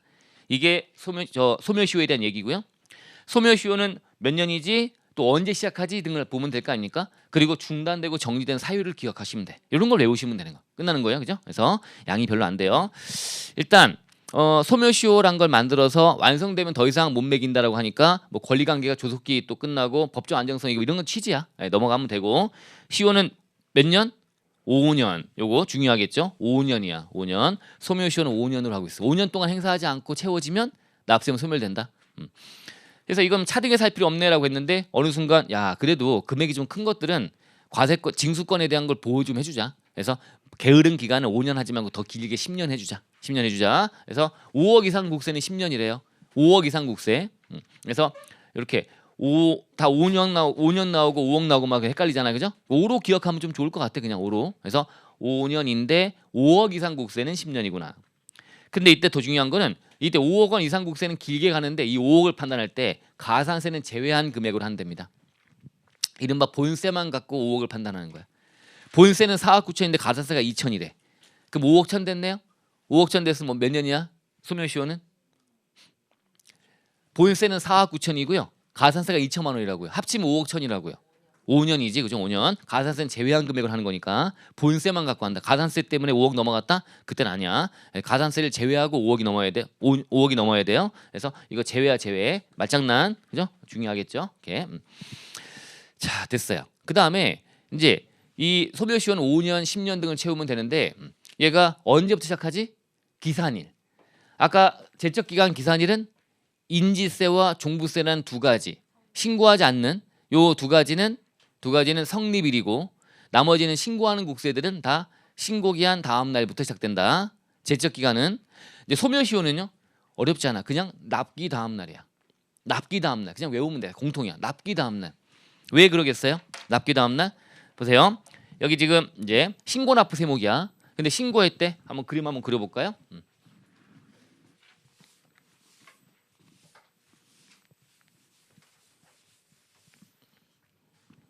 법인세다. 법인세. 그럼 요 연도에 이제 번 거 가지고요. 1월 1일부터 12월 31일까지 이렇게 번 거 가지고요. 요거를 이제 신고할 거 아닙니까? 이제 그러면 이게 이제 뭐 X 1년도다라고 했을 때 X 연도로 가가지고요. 요때 3월 말까지 3월 31일까지가 요때 법인세 신고기한 아니겠습니까? 신고기한 12월 말 법인이니까 3개월 내 하는 거니까. 근데 얘가 좀 일찍 했어요. 요때 뭐 3월 한 뭐 20일쯤 해갖고요. 미리미리 신고했어요. 그럼 지금 우리가 신고납부 세목이야. 법인세가 세목이고요. 얘가 이제 신고를 했네요. 그럼 3월 20일 신고하니까 신고로 뭐가 되는 거지 이제? 자, 얘 법인세 납세가 언제 성립해? 법인세는 기간과세국세는 기간이 끝나는 때 이때 성립하잖아요. 그 다음에 확정 언제 돼요? 신고시. 신고했잖아. 그럼 3월 20일 확정됐잖아. 확정됐으니까 그 다음 징수할 수 있지. 이제 확정된 뒤에 징수권 행사할 수 있지. 그러면 3월 20일 날 신고하니까 3월 20일 날 와갖고 빨리 돈 내라고 막 청구 징수권 행사하는 거야. 돼 안 돼? 안 되잖아요. 이것도 납기를 정해놨잖아. 그래서 신고기한 내 신고했다면 요거는 이제 언제 시작되는 거예요? 기산일이 신고했다면 법정 신고 납부기한. 법정 신고 납부기한이 3월 말까지잖아. 이때까지는 돈 달라고 못 하는 겁니다. 납부기한 정해놨잖아. 법정 납부기한. 그 지나가고 돈 달라고 해야지, 그죠? 그래서 납부기한 다음 날. 요때부터 이제 시작되는 걸 하면 되겠죠.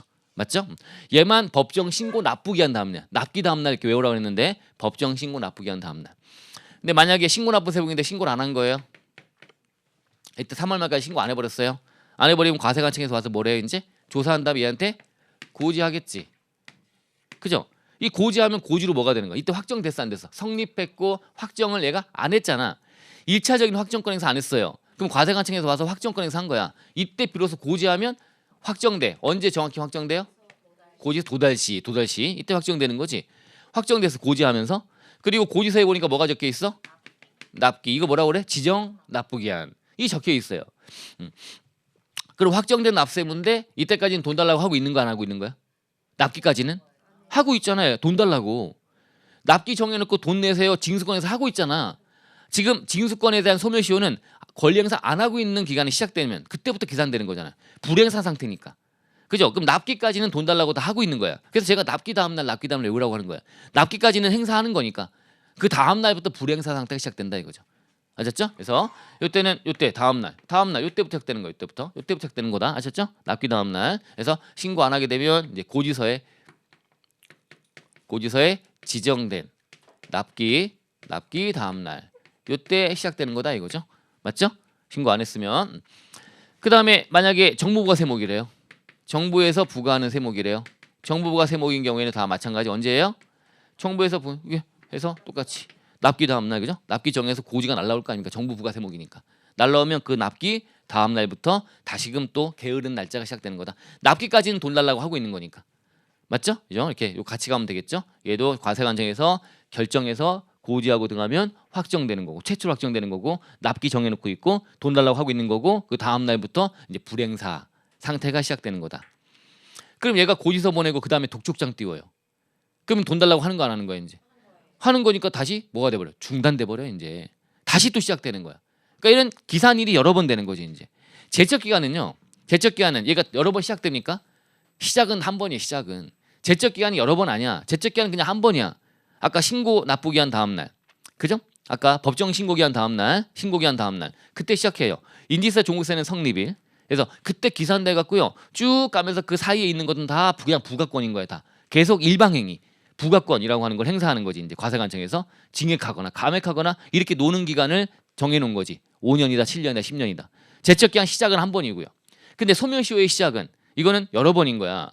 그죠? 중단되고 다시 해서 독촉장 보냈는데 납기 정해놨네. 다음 날 또 시작되지. 게으른 날짜가. 근데 압류 걸어요. 압류 걸면 돈 달라고 한 거잖아.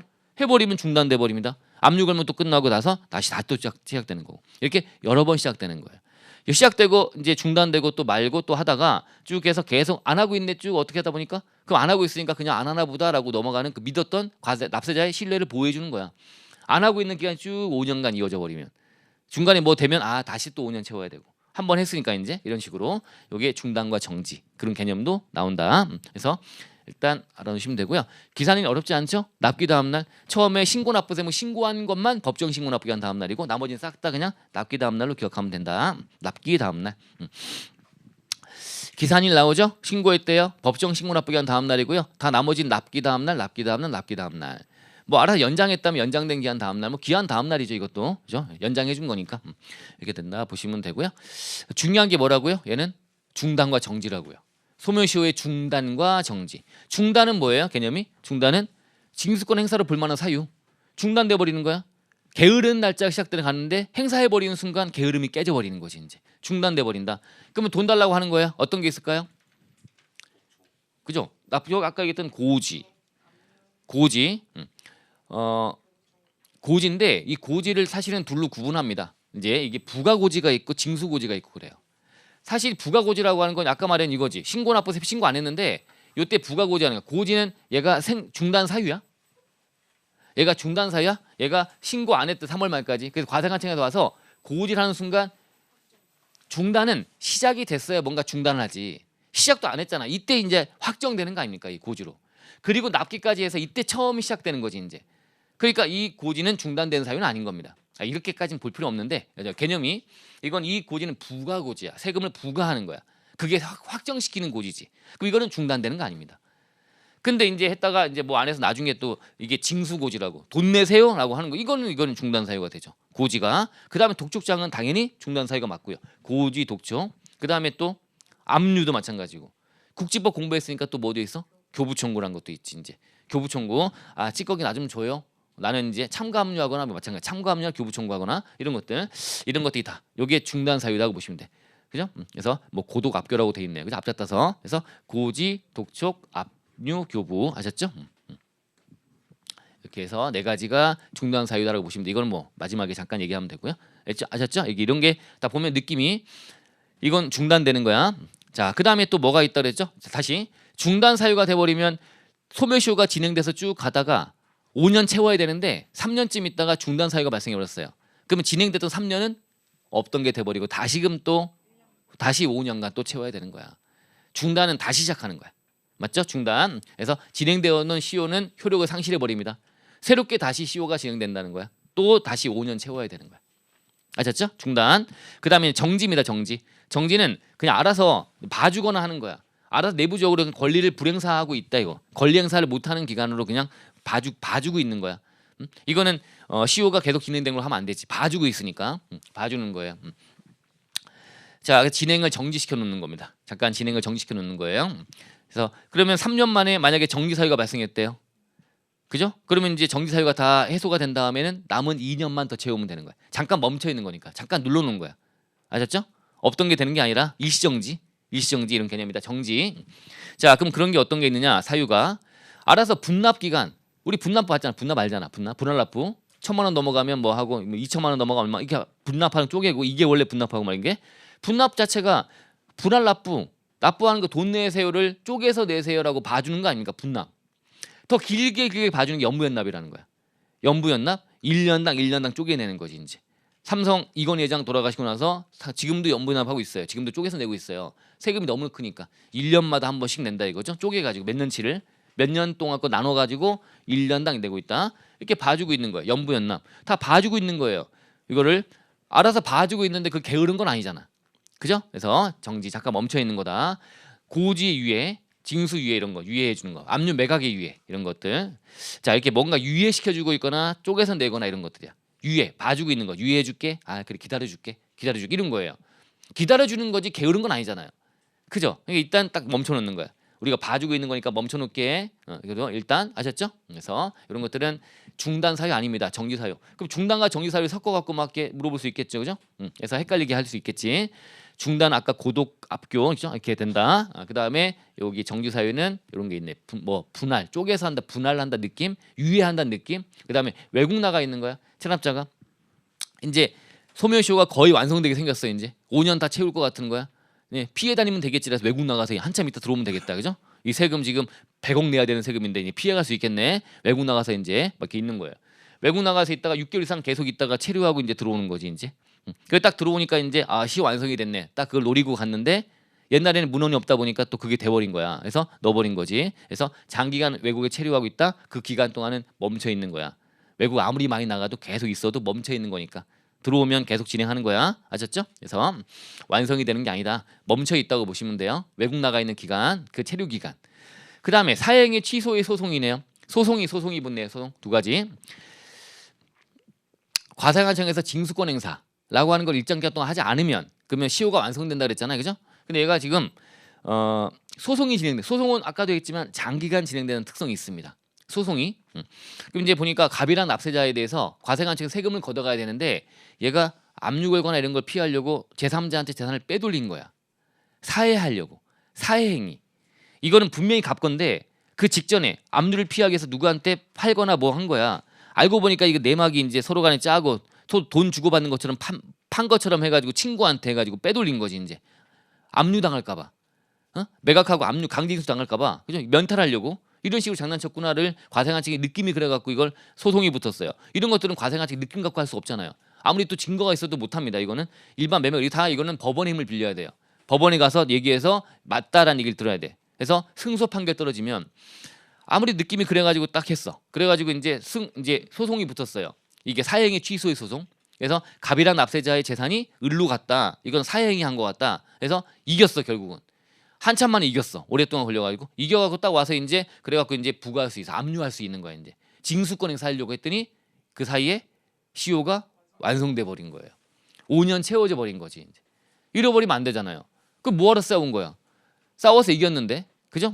이거는 뭐랑 비슷한 거예요? 아까 저기 특례 제척 기간, 내가 싸워서 이겨서 납세자 입장에서 이제 반대로 싸워서 이겼는데 그 결과물이 없어. 박수만 치고 말아. 이러면 안 되잖아요. 처분청에 보내갖고 뭔가 하게 만들어야 되는 거 아닙니까? 그런 것처럼 얘도 싸워서 이겼어요. 이겼으면 이제 그 결과대로 이제 얘한테 징수를 할 수 있어야 되는데 못하면 안 된다. 그 기간 동안은 멈춰 있자라고 하는 거지. 아셨죠? 멈춰 있자.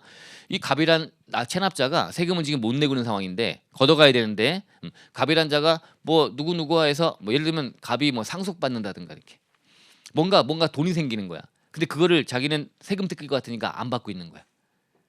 그죠? 채권자로서의 권리 행사를 안 하고 있는 거야. 그러면 과세관청이 나서갖고 이제 채권자 대위권, 채권자 대위 소송. 얘가 지금 채권자로 역할을 안 하고 있다. 왜냐하면 돈 받으면 그런 세금 뜯길 것 같으니까. 그러니까 국가가 나서가지고 채권자 대위 소송을 하는 거예요. 그래서 그걸 받아내는 거지 이제. 그러려고 했더니 이것도 소송이다 보니까 장기간 끌어가지고 또 만료 소멸시 완성이 돼버렸다. 또 문제가 발생하겠죠. 그러니까 이런 거야. 채권자 대위 소송, 소송. 이 소송이 붙어갖고 했다면 이 기간 동안은 멈춰 있을게. 아셨죠? 장기간 끄니까 일단 정지 눌러놓게. 3년쯤 돼서 눌러놓게. 해서 이거 끝난 다음에 2년은 남아 있는 거야. 2년은 시효 완성 안 되네. 이 기간 멈춰 있으니까 시효가 완성될 수가 없죠. 눌러놓은 거니까. 그래서 5년이죠. 이거를 중단으로 볼 수는 없어. 이거는 권리 행사한 건 아니니까. 돈 달라는 권리 행사한 건 아니기 때문에 중단으로 뭐 아까 중단은 고독 압교야. 그거 외에는 아니고. 그래서 얘는 정지. 잠깐 멈춰 있는 거다. 소송 진행되는 기간 동안 멈춰 있을게. 이기고 오면 남은 아직 징수권 행사 살아 있으니까 기간 동안에 징수권 행사 하면 되는 거야. 아직 완성이 안 됐다. 아셨죠? 멈춰 있는 거니까 이런 것들이 쫙 나오네요. 근데 이 소송은요. 자, 사실 이제 고지하거나 독촉장 띄거나 이러면은 다 중단 되는 거니까 과세관청 입장에서 중단시키는 사유는 많잖아요. 그러면 고지서 계속 띄우면 되는 거 아니야? 그래요? 고지는 한 번밖에 못 해요. 독촉장도 한 번밖에 못 해요. 그다음 압류할 거 찾아야 돼. 못 찾으면 낭패를 보는 겁니다. 그럼 과세관청도 급한 거야. 급하니까 급한 마음이 뭐라는 거죠? 그냥 사행위 취소 소송인지 뭔지 걸어놓는 거야. 멈춰 놓으려고. 그렇게 해서 소송을 남발할 수가 있다는 거야. 남소 방지라 그래. 소송을 남발하는 거를 남용하는 걸 방지하자. 그래서 승소 시에만 정지 사유가 된대요. 만약에 패소해 버리면 그 기간 동안은 시효가 정지가 안 된 거니까 완성돼 버릴 수가 있어요. 이건 되게 중요한 문제다. 아셨죠? 승소 시에만 이렇게 된다. 따라오셨나요? 됐죠? 자, 이렇게 돼 있어요. 자, 그래서 중단과 정지 사유를 외워라. 여기 왔다 갔다 이제 헷갈리게 나온다. 요 정도 외워놓으시면 됩니다. 됐죠? 그러면 시효가 완성되면 어떻게 돼? 효과는 아까 소급표 작네요. 소급표가 있어. 얘는 확정은 된 상태야. 확정되고 나서 소멸시 완성이 됐어요. 그럼 이제 장래요. 앞으로 징수 못한다. 그건 맞아. 장래 근데 소급도 해야지. 다시 소급해갖고 처음부터 아예 없는 걸로 해야 여기 달라붙어 있는 다른 가산세라든가 이런 것도 같이 없애지. 그래서 소급표가 있다 그래. 소급표다. 강제징수비라든가 뭐 등등의 효력이 미친다. 다 없던 걸로 돌린다라고 하는 거예요. 자, 그 다음에 또 여기 원용을 필요하지 않는다. 또 포기할 수 없대. 똑같이 가네. 아까 제척기한 만료랑 똑같이 간다라고 보시면 되는데 하나가 더 있는 게 2번이에요. 2번은 뒤에 나오는 이제 보충납세무가 있어. 보충납세무. 얘가 세금 못 내면 보충적으로 떠밀려 세금 내는 2차 납세무라든가 보충납세무자들이 있습니다. 그럼 걔도 같이 없어지는 거예요. 걔는 부종성이라고 불러. 좀 이따가 부종성. 그래서 얘는 같이 없어지는 거야. 어떤 납세자 갑이 못 내면 떠밀려 갖고 2차적인 책임지는 자들. 그럼 갑의 납세무가 소멸시효가 완성돼 버린 거야. 그럼 납세무가 소멸돼 버린 거지. 그럼 같이 걔들도 책임질 필요 없는 거지. 같이 없어진다. 얘가 못 내면 책임지는 자도 같이 없어진다. 근데 아까 제척기간 만료는 그런 말이 없었어. 왜? 세금이 확정도 되지 않은 상태인데 2차 납세무자가 왜 나옵니까? 그죠? 아직 세금을 확정도 못 시킨 상태니까 보충납세무란 말 자체가 성립하지 않는 거야. 그죠? 그래서 걔는 언급이 없고 소멸시 완성에 대해서만 보충납세무자도 같이 없어집니다라는 얘기를 하는 거예요. 제적 기간에다가 그 말 넣으면 안 돼. 그 말도 안 되는 표현이 아직 세금도 얼마인지 모르는 상태에서 얘가 못 내면 책임질 자가 왜 생깁니까? 그죠? 그 말이 안 되는 거지. 그런 느낌. 다 됐죠? 됐죠? 여기까지 다 됐어요. 자, 그런데 이제 세무사 시험에서는 판례 얘기가 이제 같이 출제가 될 수 있으니 그래도 판례 하나만 소개시켜드리자. 판례. 아래쪽에 판례가 있긴 해요. 적혀 있어요. 요 얘기인데 판례 우리 쓸새에 들어가 있는 판례. 자, 이렇게 여기 이거 여기 잘 됐네요. 보세요. 문헌주의. 자, 이게 지금 역사야. 판례. 이것도 좀 뭐 한 5, 6년 전 이제 지난 거야. 근데 어쨌든 우리가 소멸시효의 중단이라는 사유 중단. 소멸시효의 중단. 그러면 과세관청에서 이제 돈 내라고 하는 순간 중단되지. 즉 징수권 행사. 뭐뭐 있다고요? 고독, 압교, 그죠? 고지, 독촉, 압류, 교부 청구 이런 것 등등 이렇게 하면 돈 받으려고 행사를 한 거니까 그래서 얘는 시효가 중단된다라고 하는 거야. 중단된다, 맞죠? 자, 일단 중단된다. 자, 그런데 이 고지나 독촉이나는 돈 받을 자가 제 상대방 돈 줄 자한테 빨리 줘라는 권리 행사하는 거를 우리 세법에서는 고지서가 있고 독촉장이 있는 것뿐이지 이런 행위들은 서로 민사적인 거에도 여러분 친구한테 돈 빌려주고 안 못 받으면 돈 줘 이렇게 하는 건 똑같은 절차가 있지 않겠습니까? 이름만 다른 것뿐이지 그렇지 않겠습니까? 일단 근데 이 소멸시효의 중단 사유에 대해서는 우리 법조문이 어떻게 되냐면 세법에 이거 보세요. 세법에 특별한 규정이 있는 걸 제외하고는 역시 민법에 따르도록 규정을 두고 있다는 거야. 세법에 특별한 규정이 있는 경우를 제외하면 민법에 따른데 일단 출발 민법 우리 기간과 기한 이런 것처럼 세법에 규정이 없다면 민법에 따른데 또 기업회계 존중처럼 세법에 특별한 규정을 제외하고는 기업회계를 존중한대 이런 것처럼 그런 조문이 있다는 얘기야. 그러면 세법에 특별한 규정이 없다면 민법에 따른다. 근데 문제는 뭐냐면 민법에 뭐가 생겼냐면 민법에서는 더 많겠지. 민사채권이 더 돈 못 받으면 어떤 그냥 돈 빌려주고 돈 뜯기고 이런 거니까 돈 줘 이런 이쪽도 소멸시효가 있고 막 그래요. 민사적인 것도 더 많겠지. 민사적인 부분이 어쨌든 그 민법에서 자꾸 이제 소멸시 완성돼 버리니까 못 받고 막 이런 문제가 발생하니까 그래서 시효의 중단을 위한 재판상의 청구가 가능하게 됐어요. 재판상 청구를 하는 거지. 판사님 저 돈 쟤한테 받으려고 노력하는 거 저 게으른 거 아닙니다. 저 시효 중단을 해주세요. 내가 뭔가 돈 받으려고 노력을 했다는 거를 알아주세요. 이런 거야. 무슨 말 알겠어요? 특이한 거죠. 재판상의 청구야. 뭘 하기 위한? 시효를 중단시키기 위한 오로지 그 목적이야. 시효를 중단시켜 놓기 위한 중단 다시 시작하려고 내가 아직 돈 받을 돈 받으려는 노력을 하는 거예요라고 하는 거 보여주는 아셨죠? 이런 거다. 자, 그래서 그 민법에 나온 그 내용이 들어왔어요. 민법에 그 내용이 들어왔다는 얘기는 그럼 이제 세무공무원 아까 급박하다 그랬잖아. 고지 한번 하고 독촉장 한번 한 다음에 압류할 거 못 찾으면 야 이거 어떡하지? 시효가 완성돼 버리면 안 되는데 이렇게 막 근데 민법에 나오는 그 재판상의 청구가 이게 세법에 허용이 된다면 세무공무원이 어떻게 하면 돼 이제 재판상 청구해 버리면 돼. 재판상 청구하는 건 비용도 얼마 안 든대요. 재판상이냐 판사한테 청구만 해놓는 거야. 그러면 시효가 중단돼 버려. 이거를 여기다가 대입하는 게 맞냐? 이게 판례가 나오고 논란이 있었던 거예요. 뭐라고 돼 있으니까 세법에 특별한 규정이 있는 걸 제외하고는 민법에 따르는데 민법에서 개정돼 가지고 재판상의 청구가 중단 사유로 들어왔단 말이에요. 그럼 세법도 그걸 그대로 따르는 게 맞냐? 민법에 따른다고 돼 있으니까 맞냐 아니냐? 결론은 맞다 이거예요. 그러면 여기 뭘가 다퉜냐면 세법의 특별한 규정을 제외하고이라고 돼 있는 문구하고 다툰 거야. 그 세법의 특별한 규정이야 그게? 우리 세법에 규정하고 있는 고독 압교가 민법에도 나오는 그런 얘기들이야. 다 돈 받는 노력들이야. 그 세법만에 있는 특별한 규정이 아니에요. 그렇게 특별한 규정이 있는 제외하고이라고 되니까 과세관청은 특별한 규정이 있다. 과세관청의 납세자 입장에서는 특별한 규정이 있다. 이렇게 아니다. 특별한 규정으로 볼 수 없다. 고지하고 독촉하고 돈 달라고 압류하고 이런 거는 세법만 있는 어떤 특별한 규정이 아니라 다들 있는 것들 몇 가지를 얘기하고 있는 것뿐이다. 그럼 결론적으로는 세법에 특별한 규정이 없다 이거죠. 없기 때문에 민법에 따른다는 거야. 민법에 따르니까 민법에 인정하고 있는 그 들어온 재판상의 청구를 세법도 인정한다. 그래 버리면 이제 소멸시효 완성되는 경우는 없겠지. 그렇지 않습니까? 이거 너무 가혹한 거 아니냐는 비판이 따르고 있는 거예요. 이걸 따르게 되면 세금에 대해서는 근데 세금이나 뭐 세금은 더 강화돼야 되는 건 오히려 민법의 민사상의 어떤 이런 것도 중요하지만 세금을 걷어서 국방도 하고 치안도 하고 해야 되는 그런 문제라고 한다면 더 강화되는 게 맞다. 그러니까 주장이 맞서고 있긴 한 거예요. 아셨죠? 한다. 어쨌든 이렇게 한다. 이렇게 보시면 됩니다. 아래쪽 안 봐도 되고요. 그래서 요거 기본적인 내용만 보시면 돼요. 아셨죠? 그런 게 있다. 재판상의 청구란 말 들어봤다. 이것도 인정한다. 판례에 따르면 돼 있다. 까지 됐고요. 교재 잠깐 이것만 체크할게요. 그리고 쉴게요. 7페이지 가보세요. 7페이지. 7페이지 가시면 소멸시효 완성 나와 있습니다. 5년 5억 이상 국세는 10년 가산세 제외한다. 너무 중요하고요. 중단 사유 외웠죠? 그죠? 여기는 없네요. 민법 그 재판상의 청구나 이런 것들 이거는 판례적인 얘기를 하나 얹어드린 거다라고 보시면 되고요. 하나가 이제 최근에 들어온 게 중단 안에 보시면 꽃표시 조그맣게 거기 이제 고독 압류인데 압류. 자 보면 국진법 공부했잖아요. 거기 압류 금지 재산 있잖아요. 압류가 금지되는 걸 압류해 버린 거야. 잘못한 거지.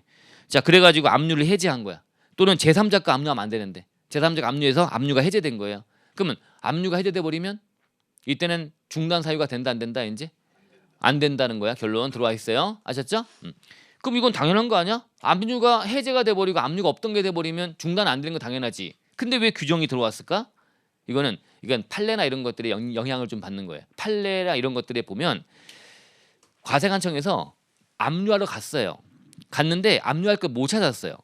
그러면 못 찾아갖고 압류를 못했다 하더라도 노력은 했어 안 했어? 노력은 했기 때문에 판례에 보면은 가서 노력만 했다면 압류 결과물이 얻어지지 않더라도 이거는 소멸시효는 중단되는 게 맞다. 이게 판례 태도거든요. 그러니까 이것도 이제 그래? 그러면 노력만 했다면 되는 거네? 가서 못 찾아냈다 이게 아니라 그냥 안 되는 걸 막 억지로 막 해버리는 그런 문제가 발생할까봐 이거는 중단 사유 아니니까 그런 짓 하지 마. 이렇게 해서 딱 두 가지 넣는 거예요. 이것도 된다 그러면 다 이걸 남발할 거 아닙니까? 막 이제 뭔가 노력은 했네. 제3자 걸만 한다든가 막 이렇게 이런 걸 할까봐 이제 그렇게 잡아놓은 게 아닌가, 그죠? 아셨죠? 그래서 일단 과세관청에 노력했다. 그건 맞잖아요. 노력했는데 결과물이 얻어지지 않더라도 노력한 게 맞다면 게으른 건 아니기 때문에 중단 사유는 맞다라고 봐주는 게 맞을 텐데 이 두 가지는 아니다. 제3자나 아니면 압류 금지나 이런 것들은 압류했다가 즉시 압류가 해제돼 버린 경우라면 이때는 압류 효과는 없는 거기 때문에 중단 사유가 아니라고 규정을 두게 되었다. 그 정도 말씀은 아셨습니까? 이렇게 보시면 돼요. 됐습니다. 다 봤고요. 자 잠깐 쉬었다가 이제 수정 신고 들어가면 되겠네요. 수정 신고, 경정 청구, 기한 후 신고. 됐습니다. 네.